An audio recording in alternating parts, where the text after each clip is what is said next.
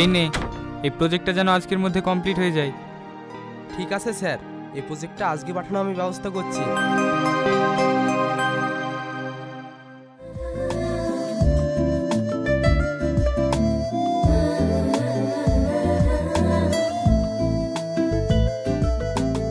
বাবা, তোমার সঙ্গে আমার একটা কথা আছে। কি কথা বল? আর এই ছেলেটাকে? বাবা, তোমাকে অনেকদিন ধরে একটা কথা বলবো ভাবছিলাম, কিন্তু বলতে পারিনি। কিন্তু আজ না বলে আর থাকতে পারছি না। তুমি যে ছেলেটার সঙ্গে আমার বিয়ে ঠিক করেছো, আমি ওকে বিয়ে করতে চাই না। আমি অসীমকে ভালোবাসি। আমি অসীমকেই বিয়ে করব। ও এই ব্যাপার, তুমি বসো। আচ্ছা মা, যা তুই আমাদের জন্য চা করে নিয়ে আয়, আমরা ততক্ষণ কথা বলি।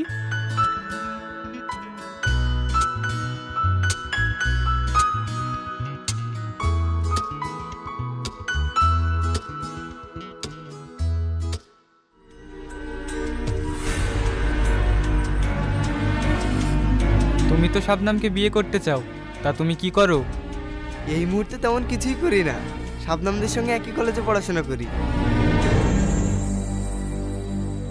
কিছুই করো না? তার মানে বেকার। তোমার পোশাক আশাক দেখেই বোঝা যাচ্ছে যে তুমি একটা ভিখারি ঘরের ছেলে। ভিখারি ঘরের ছেলে হতে পারি, কিন্তু মনের দিক থেকে গরিব না। সাহস আছে, তাই তো আপনার সামনে এসেছি নিজের ভালোবাসার কথা জানাতে। নইলে তো আপনাকে না জানিয়ে শবনমকে নিয়ে পালিয়ে যেতেও পারতাম। তোমার এত বড় সাহস! আমার মেয়েকে সুখে রাখতে পারবে তুমি? জানো ওর একদিনের পার্লারের খরচ কত, আর তোমার ফ্যামিলির মাসিক আয় বা কত? ভালোবাসা টাকা দিয়ে মাপা যায় না, আর সুখ মানে বিলাস নয়, পাশে থাকা। আমি শবনমকে ভালোবাসা এবং সম্মান দিতে পারি, যেটা অনেক ধনী ঘরেও নেই। চুপ কর! তোর স্পর্ধা দেখে আমি আশ্চর্য হচ্ছি। তোর মুখে খুব কথা ফুটেছে না? বেরিয়ে যা আমার বাড়ি থেকে।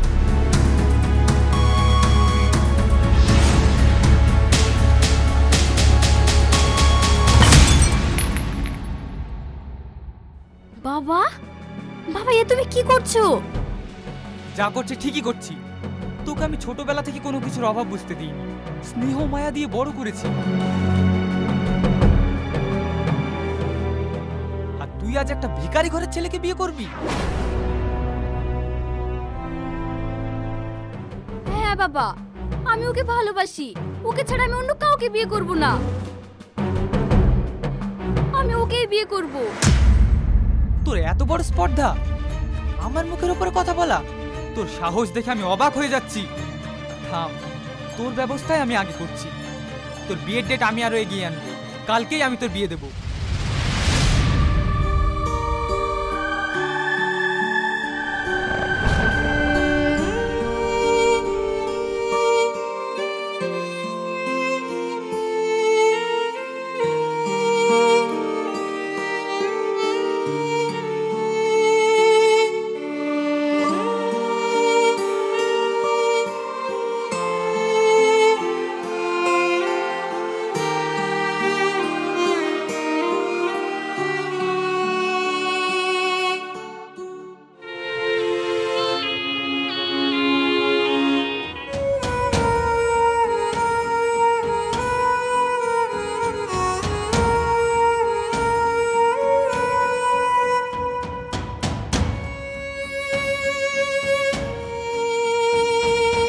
বলেছিলে চোখে চোখ রাখলে সব ব্যথা গায়েব হয়ে যায়।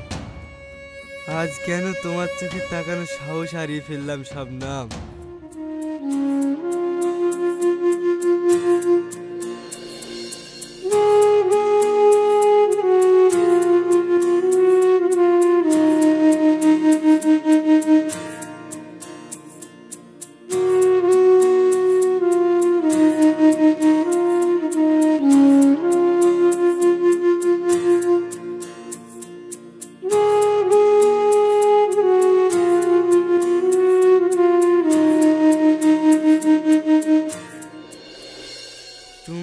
বলতে আমাকে ছেড়ে থাকতে পারবে না, তাহলে আজ কার হাত ধরে চলে যাচ্ছ বলো? হ্যাঁ হ্যাঁ, দেখো শাবনাম, আজ আমি তোমার জন্য এই মদ হাতে নিয়েছি, আর তুমি অন্য কারোর বউ হয়ে চলে যাচ্ছ। তোমাকে নিয়ে কত স্বপ্ন দেখেছিলাম, দুজনে একসাথে হাতে হাত রেখে জীবনের পথে চলবো, কিন্তু আজ আমি গরিব বলে, আমার কাছে টাকা নেই বলে আমার সব স্বপ্ন ভেঙে চুরমার হয়ে গেল।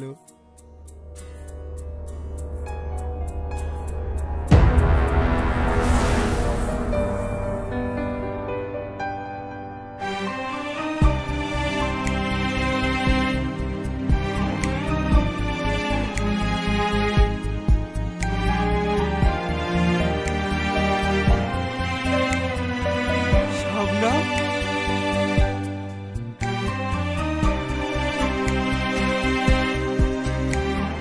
তুমি চলে এসেছো। আমি জানি তুমি আমাকে ছাড়া অন্য কাউকে বিয়ে করতে পারবে না। যত সব মাতাল, যাকে তাকে মাতলামো করে জড়িয়ে ধরলে হয়ে যাবে। চোখে দেখতে পাচ্ছিস না আমাকে দেখে তোর গার্লফ্রেন্ড মনে হচ্ছে নাকি? এসব মাতালদের জন্য রাস্তাঘাটে বেরিয়েও শান্তি নেই।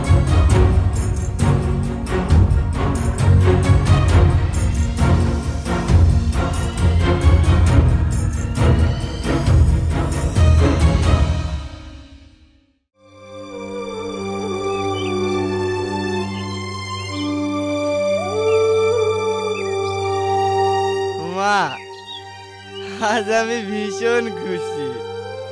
আজ শাবনামের বিয়ে হয়ে গেল, ও আমাকে ছেড়ে সারা জীবনের জন্য অন্য কারো হয়ে গেল। কি রে, তুই এমন করছিস কেন? মা, আমাদের কিচ্ছু নাই, আমরা গরিব না, আমরা কি ভিখারি? কি রে, তোর মুখ থেকে গন্ধ বেরোচ্ছে কেন? তুই কি মদ খেয়েছিস? হ্যাঁ মা, আমি মদ খেয়েছি। তুমি জানো আমি কিসের জন্য মদ খেয়েছি? আজ আমি ভীষণ হ্যাপি। আজ আমি গরিব বলে শাবনামের বাবা আমার কাছ থেকে শাবনামকে কেড়ে নিয়ে অন্য কারোর হাতে তুলে দিয়েছে।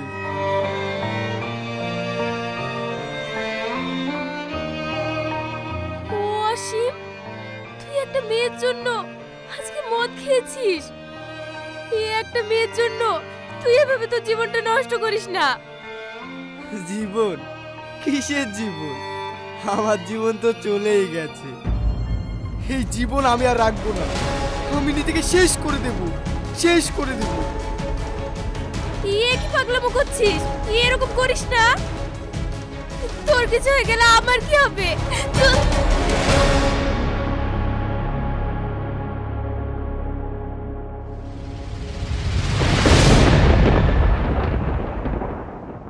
মা, মা, কি হলো তোমার? মা, কথা বলছো না কেন? মা, কথা বলো। মা, মা, মা।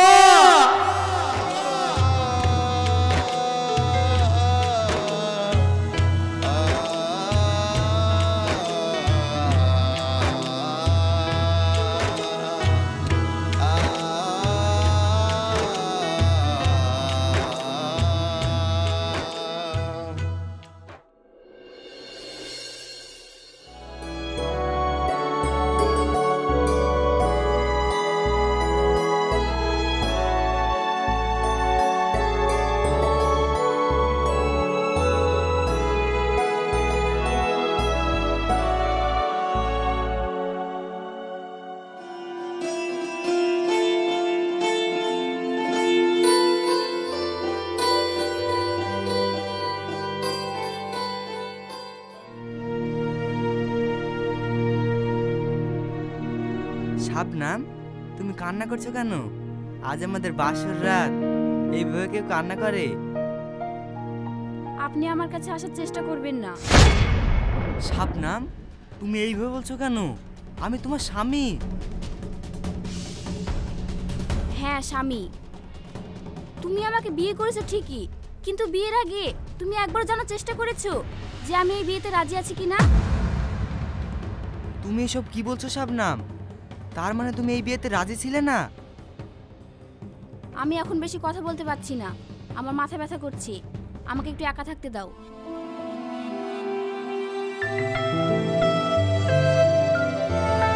ঠিক আছে, তুমি যখন বলছো তোমার ইচ্ছার বিরুদ্ধে আমি কিছুই করব না। ঠিক আছে, তুমি খাটে শও, আমি সোফায় গিয়ে শুচ্ছি।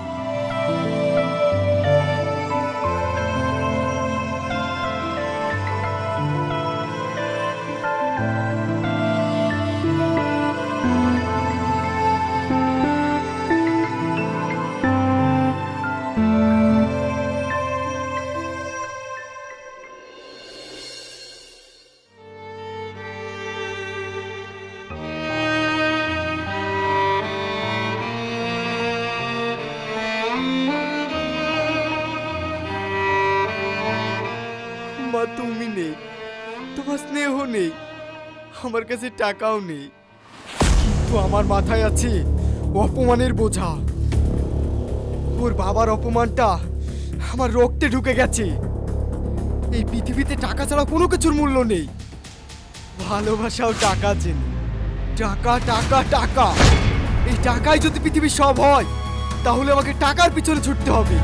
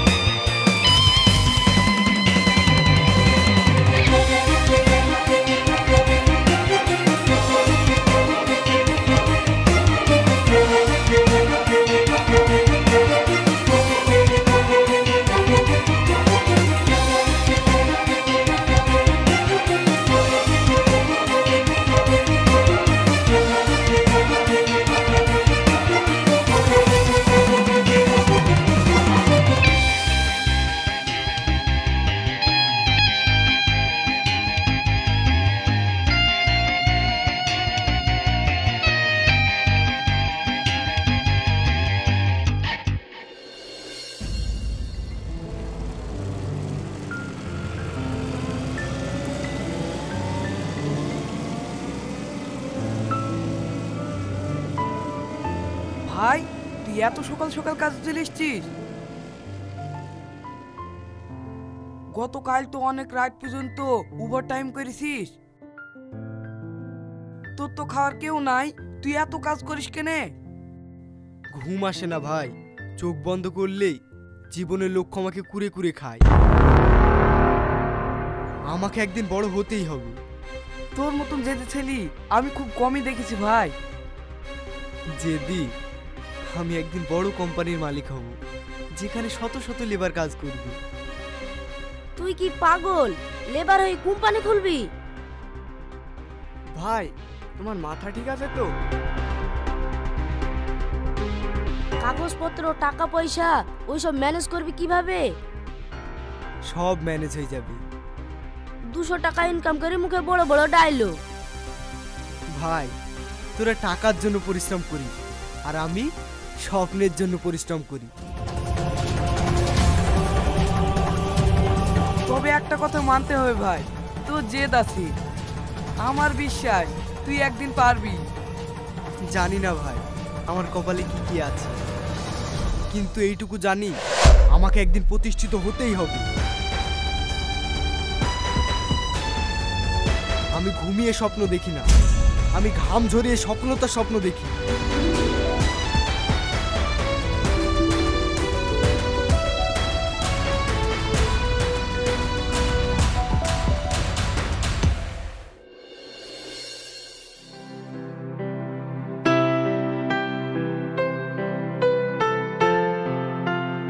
আমি একজন বিজনেসম্যান, মাথায় বিজনেস ছাড়া আর কিছুই আসে না। তাই জামাই বাবা, আমি চাইছি তোমাকে নিয়ে একটা বিজনেস শুরু করতে। তুমি কি বলছো? অবশ্যই, আপনি যেটা ভাবছেন আমাদের ভালোর জন্যই ভাবছেন। আমি আপনার সঙ্গে একমত। মা শাবনাম, আমরা জামাই শ্বশুরে মিলে বিজনেস শুরু করছি। আবার শুরু হলো বিজনেস? আমাকে জিজ্ঞেস করার কিচ্ছু নেই, তোমাদের যা ইচ্ছা হয় তাই করো। তুমি এইভাবে বলো না মা, আমাদের সংসারে তো তুমি আর রাহুল, তোমাদেরকেই তো সব দায়িত্ব নিতে হবে। শাবনাম, এখানে বসো। তোমার মতামত অবশ্যই গুরুত্বপূর্ণ। আমি তোমাকে চিনি বাবা, শেষমেশ তোমার সিদ্ধান্তই বজায় রাখবে। তোমরা যা ভালো বোঝো তাই করো। আমার সিদ্ধান্তের যে কোনো মূল্য নেই তা আমি আগে থেকেই জানি।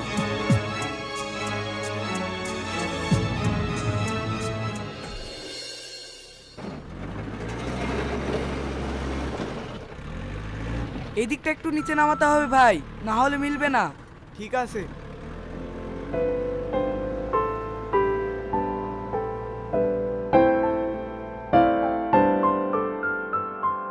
ওয়াসিম ভাই, একটু দেখো তো।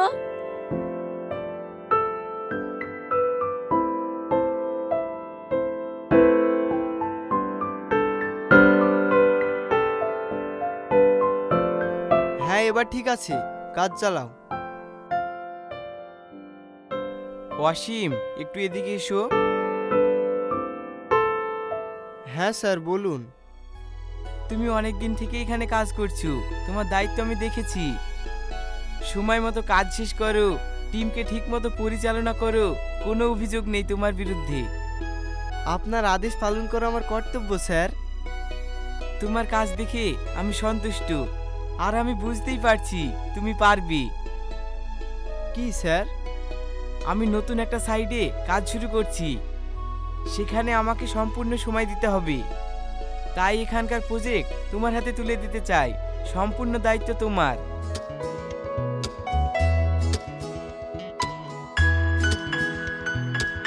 স্যার, আমার উপর এত বড় দায়িত্ব? আমি পারবো, আমি অবশ্যই পারবো। তুমি একটা ডিজার্ভ করো অসীম, এখন থেকে তুমি এই সাইডের দায়িত্ব সামলাবি। আমি চেষ্টা করব স্যার।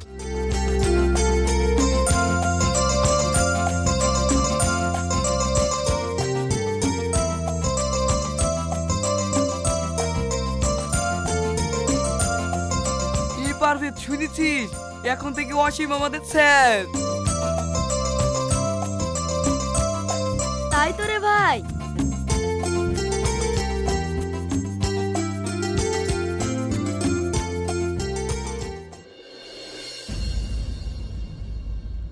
না, আমি ভালো নেই। তুমিই বলো আমি কিভাবে ভালো থাকি? সব কিছু জোর করে হয় না, এটা একটা সম্পর্ক না। শাবনাম, সর্বনাশ হয়ে গেছে। কি হয়েছে? নতুন যে বিজনেস শুরু করেছিলাম সব লস হয়ে গেছে, বিশাল ক্ষতি হয়ে গেছে। আমি কি করব এখন? সব দোষ আমার। আমি তো জোর করে বলেছিলাম বিজনেসটা করতে, রাহুলকে চাপ দিয়ে নামিয়েছিলাম এই বিজনেসে। কনস্ট্রাকশনের ব্যবসা লাভজনক ব্যবসা, আমি বুঝতে পারিনি এইভাবে এত বড় ক্ষতি হয়ে যাবে। আমার জন্যই আজ সব শেষ হয়ে গেল। এখন এসব বলে কি হবে? যা হওয়া তা তো হয়ে গেছে। এখন ভাবো কি করে এখান থেকে বেরিয়ে আসবে। আমার কাছে সমস্ত টাকা আমি ব্যবসায় লাগিয়েছিলাম, আমার কাছে এখন কিচ্ছু নেই। আব্বা, শান্ত হন। রাহুল, তুমি প্রমোটার ডাকো, এই বাড়িটা বিক্রি করে দেব। ঋণ থেকে আমাদের মুক্তি পেতেই হবে।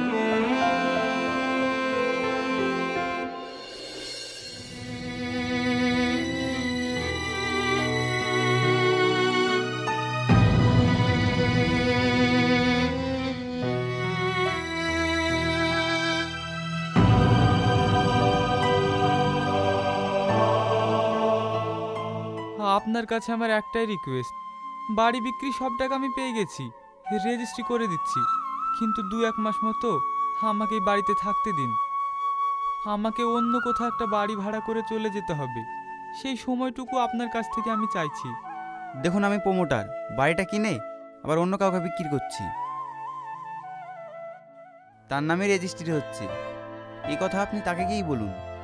তিনি কে, কোথায় আছেন?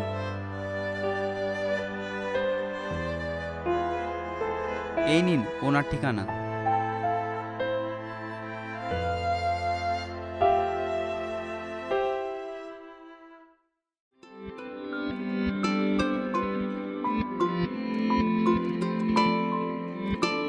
স্যার ভেতরে আছে, আপনারা যান আর আপনি বসুন।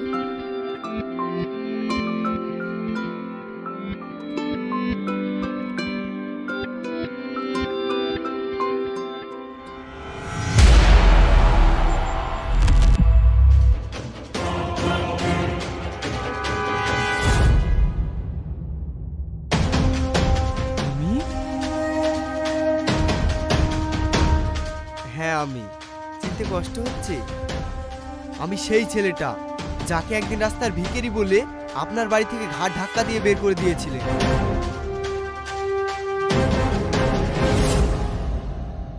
অসীম, তুমি আমাদের বাড়ি কিনেছো? হ্যাঁ, আমি সব জেনে শুনে বেশি টাকা দিয়ে জেদ করে তোমাদের বাড়িটা কিনেছি। কিন্তু তোমার এত টাকা, এই অফিস, এসব কি করে হলো? সব কিছুই তোমার বাবার জন্য আর মা হারানোর জেদ। সেদিনের অপমানের পর তিল তিল করে পরিশ্রম করে আজ আমি এই জায়গায়। আজ আমার কাছে টাকা পয়সা বাড়ি গাড়ি সব আছে, কিন্তু আমার ভালোবাসা নেই। আর আপনার কাছে টাকা পয়সা সব ছিল, কিন্তু ভাগ্যের কি পরিহাস দেখুন। কিন্তু আজ আপনার কাছে কিচ্ছু নেই। নিজের বাস করা বাড়িটাও বিক্রি করে ফেলেছেন। আজ আপনি নিঃস্ব। চল শাবনাম। থামুন। আমি জানি আপনারা এখানে কি জন্য এসেছেন। যান, আপনাকে আমি এই বাড়িটা উপহার দিলাম।